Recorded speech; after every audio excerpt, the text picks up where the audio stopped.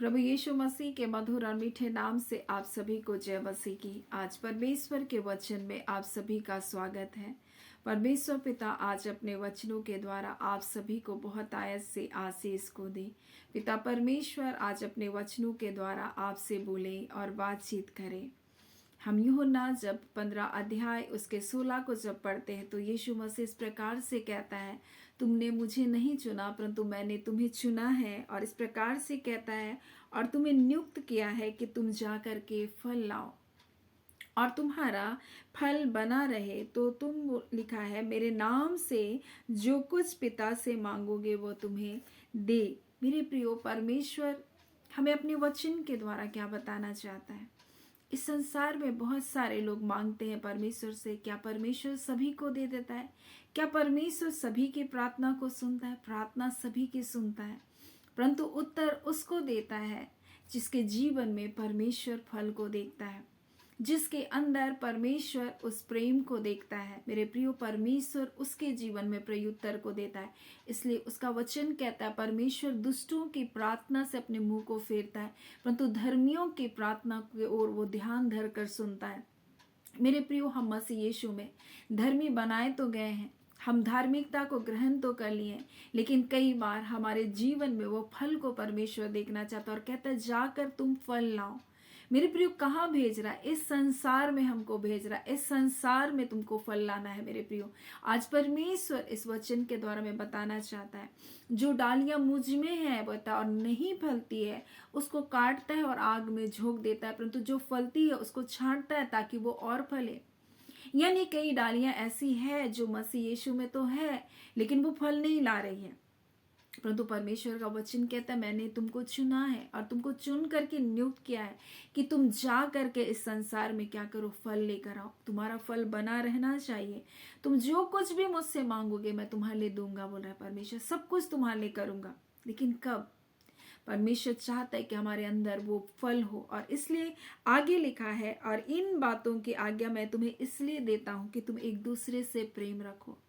अब जब आप इस अध्याय को आप पढ़ेंगे तो यहाँ प्रेम के बारे में दिया गया है। और मेरे प्रियो, जब आप श्रेष्ठ गीत को पढ़ते हैं, श्रेष्ठ गीत जो प्रेम का गीत है, जब आप श्रेष्ठ गीत को पढ़ते हैं तो वो प्रेम के गीत के रूप में प्रदर्शित किया गया।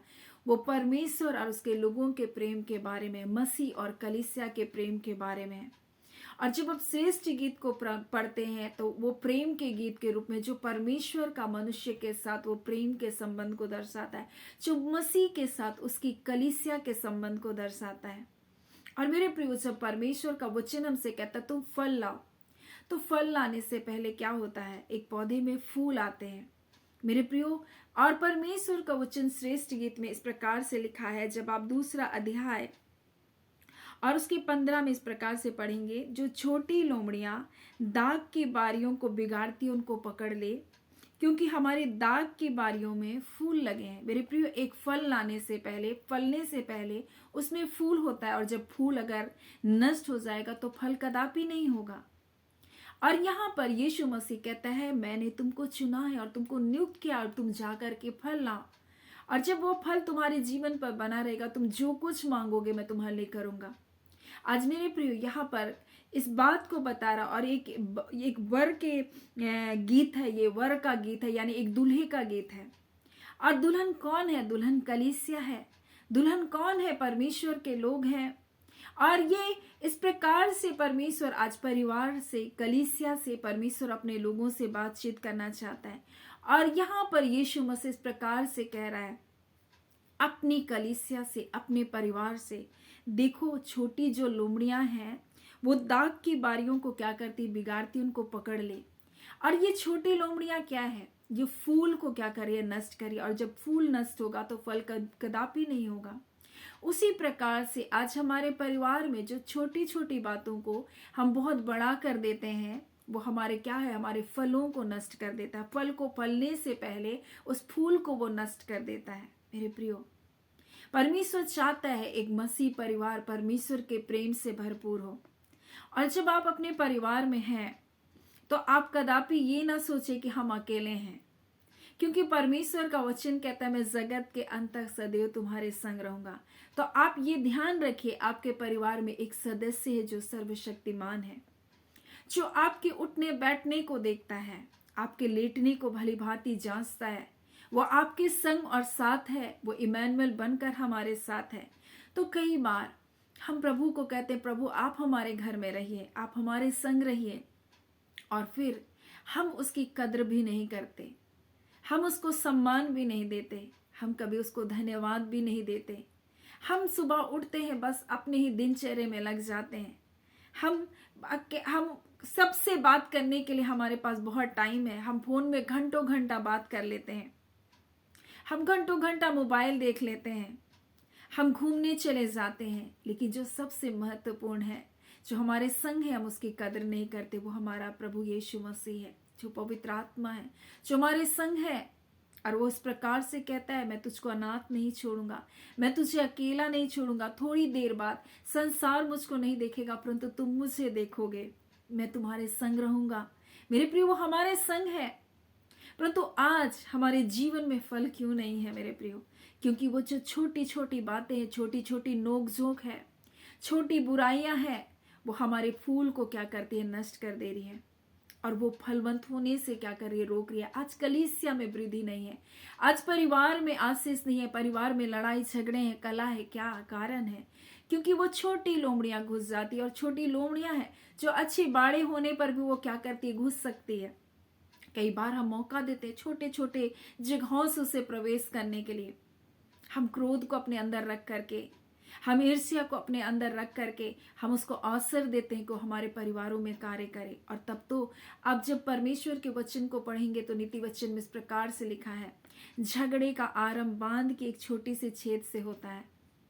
जिस प्रकार से बांध में एक छोटा सा छेद हो जाने पर वो बड़े, हम देखते हैं बड़े, वो जल को क्या करता है? वो क्या करता है? बांध को तोड़ देता है, और बांध उस पानी को रोक नहीं सकता। फिर वो छोटा सा छेद कब बड़ा बन जाता है पता नहीं चलता। उसी प्रकार से एक छोटी सी लड़ाई, छोटी सी नोकझोंक, छोटा सा शक परिवार में परिवार को नाश कर देता है मेरे प्रियो। वो छोटी दिखाई तो देती है, लेकिन शैतान उसी को बहुत बड़ा करता है हमारे परिवार में, और वो हमारे जीवन में नाश का कारण होता है। एक छोटी सी चिंता, आप देखिएगा कि छोटी सी चिंता आती है मन में, और उसके बहुत सारी चिंताएं आपके जीवन में बढ़ती जाएगी। वो छोटा सा रिपोर्ट डॉक्टर का, और उसके बाद और कई प्रकार के शक आपके जीवन में शैतान डालेगा कि आपको ये बीमारी हो जाएगी, आपका ये हो जाएगा, आपको वो हो जाएगा। मेरे प्रिय, छोटी छोटी चीजें आपके जीवन में क्या करती? बड़े नुकसान को ला सकती है। इसलिए परमेश्वर का वचन कह रहा है, वो छोटी लोमड़ियों को पकड़ ले। आप पकड़ने की आवश्यकता है, आपको जांचने की आवश्यकता है। और यहाँ पर लिखा है उन्हें पकड़ ले, बोल रहा है उसको देख कौन सी ऐसी बातें हैं जो आपके परिवार को नाश करे, उनको पकड़, नहीं तो वो तुम्हारे फूल को क्या करेगा? जो बारियों में सुंदर फूल लगा। और वर इस प्रकार से कह रहा है कि अब तो बहुत सुंदर समय आ गया है। इस प्रकार से लिखा है, जब आप पढ़ेंगे तो यहाँ वर के बारे में है। दूल्हा क्या कहता है? हे मेरी प्रिय, हे मेरी सुंदर, उठकर चलिया, क्योंकि देख जाड़ा जाता रहा, वर्षा भी हो चुकी और जाती रही है, पृथ्वी पर फूल ही दिखाई दे रहे हैं, और चिड़ियों के गाने का समय आ गया। एक सुंदर समय है जहां पर अब फल आने का टाइम आ गया। जब आप देखेंगे आम के पौधे में जब सुंदर मंजर आता है, और तब उसमें क्या होता है? छोटे छोटे फल आते हैं। लेकिन जब उसमें बहुत बारिश आ जाएगी तो क्या होता है? सारा फूल को झड़ा देता है।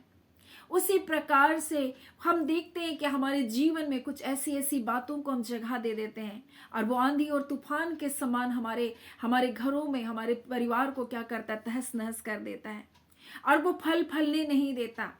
आज हमें आत्मिक जीवन में परमेश्वर का वचन कहता है आत्मा का फल प्रेम है, और ये प्रेम के तो हम देखते हैं कि ये परमेश्वर का वचन कहता है आत्मा का फल प्रेम है, और फिर आनंद है और शांति है, और उसके बाद और भी बातों को वहां पर लिखा गया है। लेकिन सबसे पहले क्या है? प्रेम है। अगर प्रेम है तो आनंद भी है, प्रेम है तो शांति भी है, प्रेम है तो धीरज भी है, प्रेम है तो कृपा भी है, भलाई भी है, संयम भी है, नम्रता भी है, मेरे प्रिय विश्वास भी है। लेकिन अगर प्रेम ही नहीं है तो वहां पर क्या विश्वास, क्या धीरज? कुछ भी नहीं होगा। और इसलिए आज परमेश्वर कहता है मैं तुमको वो आज्ञा को इसलिए दे रहा हूं कि तुम आपस में एक दूसरे से प्रेम रखो, और तुम्हारा फल बना रहे, और जब तुम बना रहेगा फल तो तुम जो कुछ मांगोगे वो तुम्हारे लिए हो जाएगा। चाहे जो कुछ भी तुम मांगो वो हो जाएगा। मेरे प्रियो, आज पति पत्नी को परिवार में लड़ाई झगड़े क्यों शैतान लाता है, क्या आप जानते हैं? चर्च जाने से पहले दोनों पति पत्नी के बीच में क्यों झगड़े उत्पन्न करता है, क्या आप जानते हैं? ताकि वो दोनों एक मन हो करके ना जाए, क्योंकि उसको पता है जब पति पत्नी एक दूसरे के प्रेम के साथ एक मन हो करके परमेश्वर से प्रार्थना करेंगे, बड़े से बड़े कार्य भी वहां हो जाएंगे, बड़े से बड़े अद्भुत कार्य हो जाएंगे। क्योंकि परमेश्वर का वचन इस प्रकार से कहता है, यदि तुम मुझ में बने रहो और मेरा वचन तुम में बना रहे। मेरे प्रियो, जहां प्रेम है वहां परमेश्वर की उपस्थिति है। और याकूब में लिखा है, मनुष्य के क्रोध में परमेश्वर का प्रेम निर्वाह नहीं कर सकता, परमेश्वर का प्रेम वहां रह नहीं सकता। और जहां परमेश्वर का प्रेम है, परमेश्वर का वचन है, तब तो सब कुछ संभव है, असंभव बातें भी संभव है। मेरे प्रियो, इसलिए कलीसियाओं में शैतान फूट डालने की कोशिश करता है, एक दूसरे को लड़ाने की कोशिश करता है, क्योंकि उनको पता है अगर ये इसी में उलझे रहेंगे तो ये कभी भी उन्नति नहीं कर सकते, ये कभी फलवंत जीवन को नहीं जी सकते। इसलिए एक दूसरे के साथ उलझा कर शैतान रखता है, एक दूसरे के बारे में सोचने के लिए विवश करता है। वो परमेश्वर के बारे में नहीं सोच सकते, परमेश्वर की ओर उनका ध्यान को वो क्या करता है, वो ध्यान ना दे, परमेश्वर के वचनों पर अपने मन ना लगाए, बल्कि व्यर्थ बातों में उनके मन को भटकाता रहता है। किसने क्या बोला, किसने क्या आलोचना किया, क्या समस्या आ गई, इन्हीं बातों पर उलझा कर रखता है। और इसी प्रकार से जब रहता है परिवार में, तो परिवार में भी जो आशीष परमेश्वर देना चाहता है, जो फलवंत जीवन परमेश्वर देना चाहता है, उससे वो वंचित रह जाते हैं। और इसलिए वर कहता है अपनी दुल्हन से, यीशु मसीह कहता है अपनी कलीसिया से, अपने परिवार से, देखो हमारी बारियों में सुंदर फूल लगे हैं, फलने का टाइम आ चुका है, लेकिन वो जो छोटी छोटी लोमड़ियां हैं जो दाग की बारी को बिगाड़े, उनको पकड़ो। अभी बोल रहा है उसको पकड़ो, अगर उसको नहीं पकड़ोगे तो तुम्हें फलने नहीं देगा, तुमको बढ़ने नहीं देगा, तुम्हें फलवंत जीवन को जीने नहीं देगा। और इसलिए वो हर सुबह आपके जीवन में आता है, एक झगड़े को लेकर, एक कड़वाहट को लेकर, एक मनमुटाव को लेकर, एक दूसरे के प्रति नफरत को लेकर, हर सुबह एक पिटारा लेकर वो आता है। लेकिन उन्हें पकड़ना आपका काम है। जब आप प्रार्थना में रहेंगे, जब आप परमेश्वर के वचन पर अपने मन को लगाए रहेंगे, आप उसे पकड़ सकते हैं मेरे प्रियो। इसलिए उसका वचन कहता है, मैं दाखलता हूँ तुम डालियां हो, जो मुझ में बना रहता है वो बहुत फल लाता है। कई लोग मसीह में बने तो हैं, लेकिन वो कभी भी उस रस को अपने अंदर नहीं ला पा रहे हैं, उस प्रेम में वो नहीं बढ़ पा रहे हैं, क्योंकि मसीह प्रेमी प्रभु है। उसने हमसे इतना प्रेम किया कि जब हम पापी थे और उसने हमारे लिए अपने प्राण को बलिदान दे दिया। और इसलिए तो यूहन्ना में इस प्रकार से लिखा है, मेरी आज्ञा यह है कि जैसा मैंने तुमसे प्रेम रखा वैसे तुम भी एक दूसरे के साथ प्रेम रखो। इससे बड़ा प्रेम कोई नहीं कि कोई अपने मित्रों के लिए अपना प्राण दे।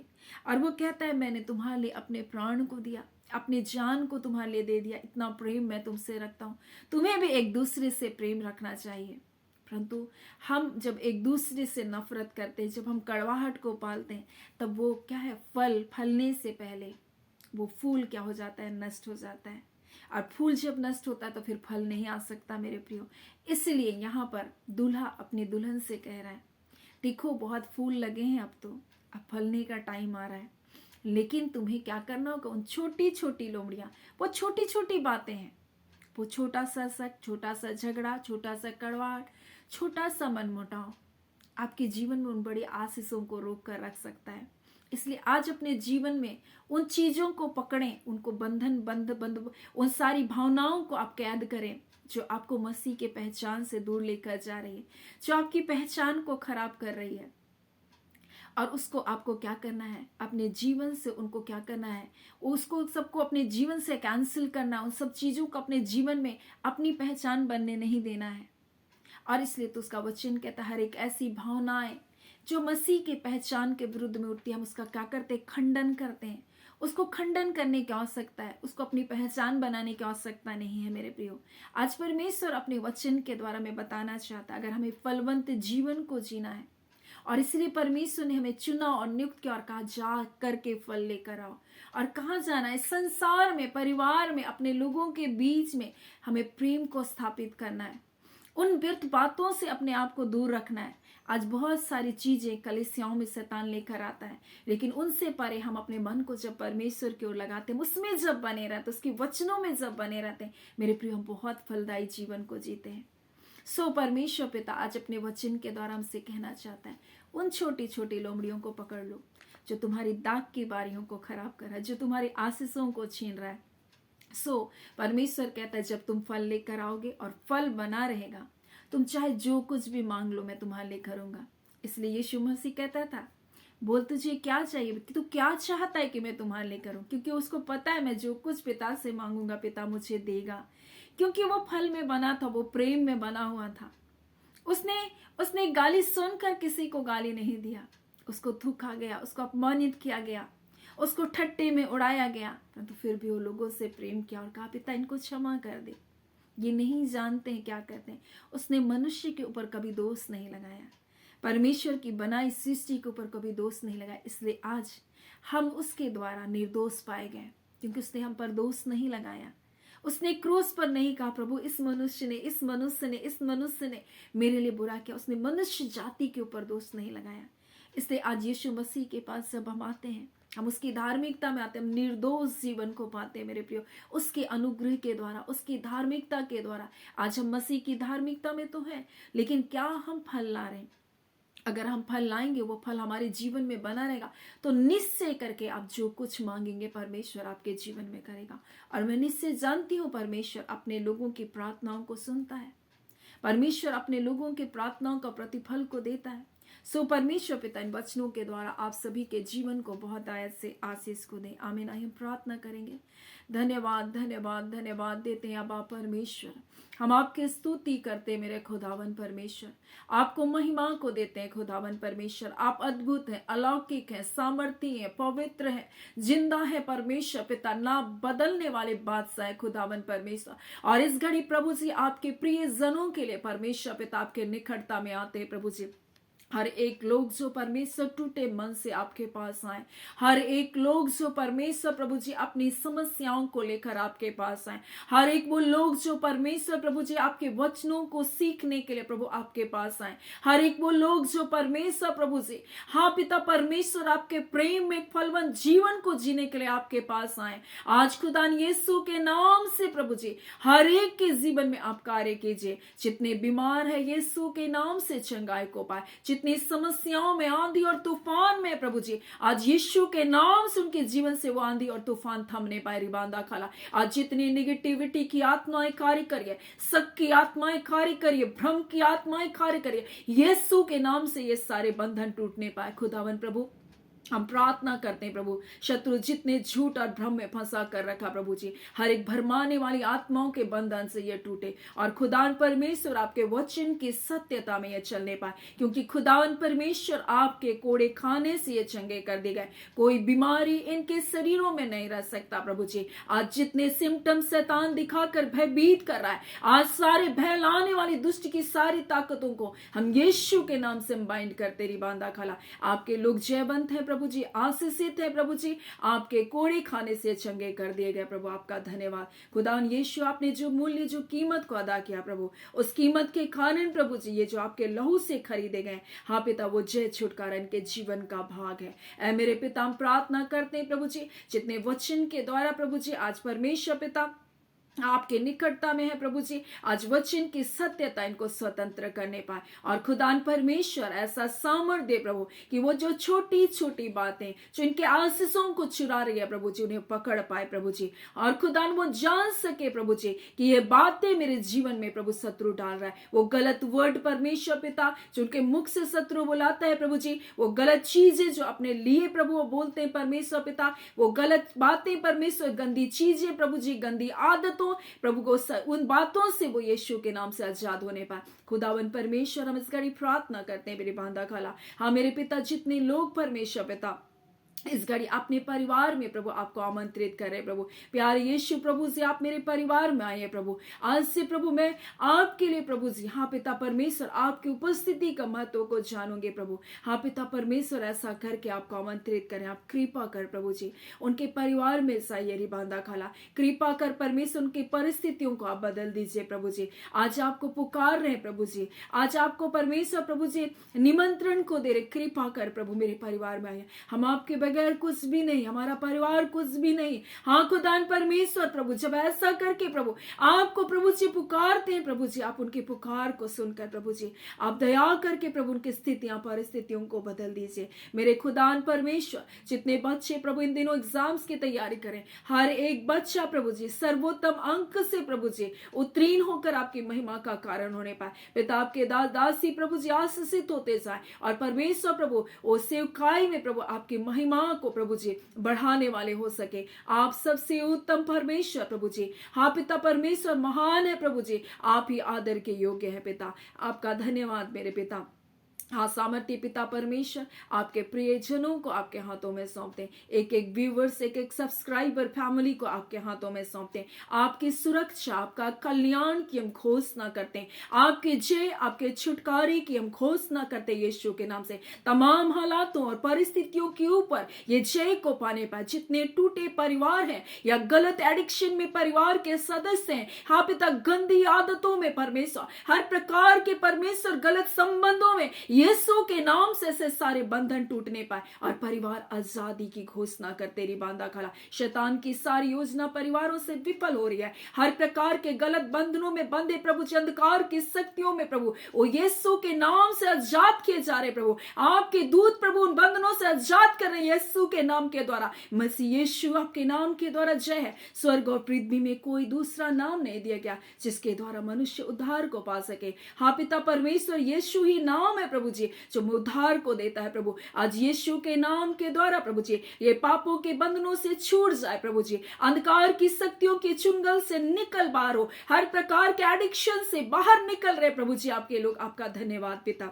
आपके बेटे यीशु के कारण प्रभु आपने अपने लोगों पर अनुग्रह किया, आपने जय को दिया। आपके दूत परमेश्वर के घरों में जाकर प्रभु इस आजादी के कार्य को, इस छुटकारे के कार्य को करे प्रभु। आपका धन्यवाद। आपके एक एक प्रिय लोग प्रभु आपके हाथों में पाए जाए प्रभु, आपके सुरक्षित हाथों में। जैसे एक मुर्गी अपने बच्चों को अपने डैनों के तले समेट कर रखती है, वैसे खुदान परमेश्वर एक एक परिवार प्रभु अपने पंखों की आड़ में सुरक्षित रखे पिता। हाँ खुदान परमेश्वर अपने पवित्र लहू में ढांपे रखें मेरे खुदावन परमेश्वर पिता। हर एक के सोच, विचार, मन और हृदय खुले प्रभु जी, और परमेश्वर खुले दिल से प्रभु आपसे प्रेम करे, अपने सारे मन से, अपनी सारी शक्ति के साथ, अपनी सारी बुद्धि के साथ आपसे प्रेम कर सके खुदावन परमेश्वर। ऐसा अनुग्रह को देने के लिए, ऐसे छुटकारे के कार्य को करने के लिए पिता आपका धन्यवाद। सारी आदर महिमा अबा हम आपको देते हैं पिता, और प्रार्थना हम यीशु के नाम से मांगते हैं। दया सुने, अनुग्रह से ग्रहण कर लीजिएगा। आमीन। परमेश्वर पिता आप सभी को बहुत ऐसे आशीष को दें। आमीन।